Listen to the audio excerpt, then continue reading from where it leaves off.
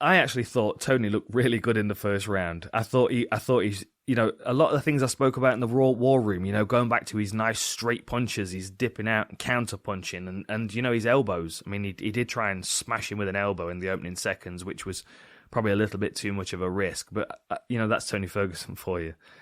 I thought he looked all right in the first round, and I think he felt like he looked all right in the first round because at the end of it, he had a swagger to walking back to his corner.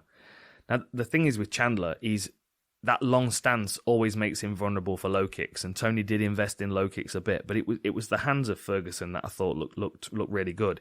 He's always going to have really kind of odd, awkward movement. That's just the way that Tony moves, and that's part of it's part of the challenge of dealing with him.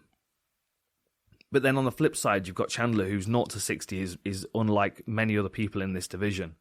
And the front kick that he landed was beautiful. And this is something that I will say, because I see a lot of people using these kicks in sparring. And there are a few times when people have won fights with this kick. Of course, Anderson Silva, Vitor Belfort is, in my opinion, the best version because he set it up beautifully. Vitor was blocking an inside low kick, which is what Anderson had sold him with his eye line. I think I did this on one of the UFC breakdown shows back in the day. Like, he looked down in his lead leg and he flicked his leg as if he was going to kick it and then went straight to the head. Beautiful. Then I think it was a couple of weeks later we got Machida knocking out Randy's front tooth in his retirement fight. Again, another beautiful kick.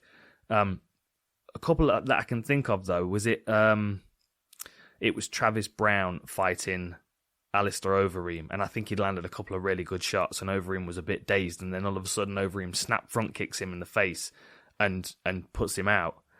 But then if you watch that fight straight away after, as Overeem puts his foot down, he realizes his toe's not in the right place, and the doctor comes in and replaces it. Now, something that I always used to get told when I was doing Taekwondo is, so in obviously in Muay Thai we have the teep kick, which is a push, and it's with the ball of the foot. So if they're my toes, that's the ball of the foot. That's the part I'm aiming for. And often I see people snapping with their toes down, like this kind of limp. That's where you're going to do damage to your foot. It's where you're going to hyperextend your ankle, perhaps break your toes.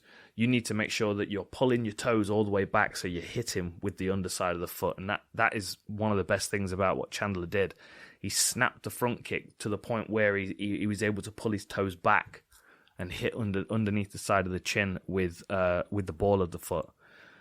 I mean, it's kind of one of those things. I'm not overseeing Tony Ferguson make the walk yet. I would still like to see him fight. It would be sad if he got released at this point.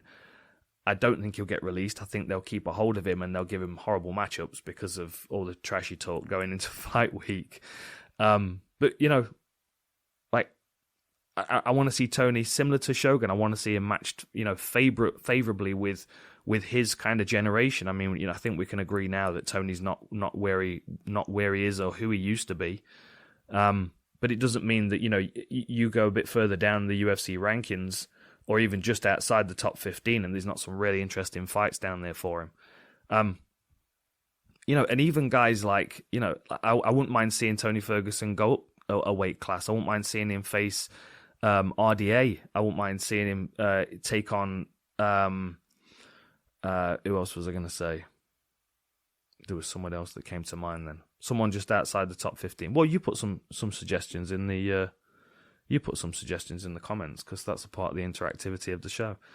I kind of look at the top 15 and it's, of course it's not been updated yet, but I don't really want to see Tony taking on any of these monsters that are coming through, like a Gillespie or a Fiziev or a Sarukian or a Gamrot.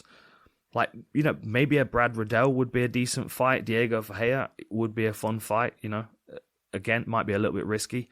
Tony has spoken about going up to welterweight. I wouldn't mind seeing him at welterweight against RDA. I mean, take the weight cut off these guys and maybe look after their brain a bit in that way. What we have to realize is, and of course I've been kind of having these conversations a bit myself, what with, myself having a boxing match coming up, and same thing with Ricky Hatton, and we've got a really cool interview coming up on the channel soon about that.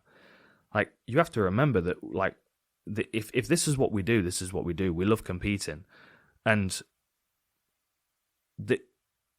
the most important thing about professional competition is that it's safe and it's sanctioned and the athletes are looked after.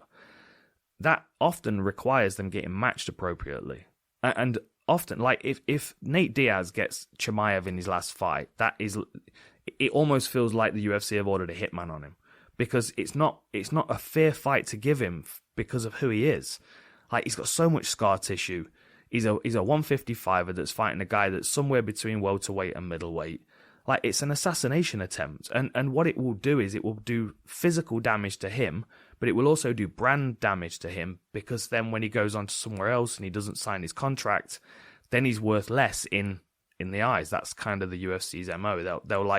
They'll try and kind of filter you out quickly at the back end to make sure that your rolling value is not great. Same with Anderson Silva, and this has been spoken about a lot recently. Like, we may watch the same thing happen to Tony Ferguson. We need to be careful that it doesn't happen to Cowboy as well, which was a real shame he wasn't on the card.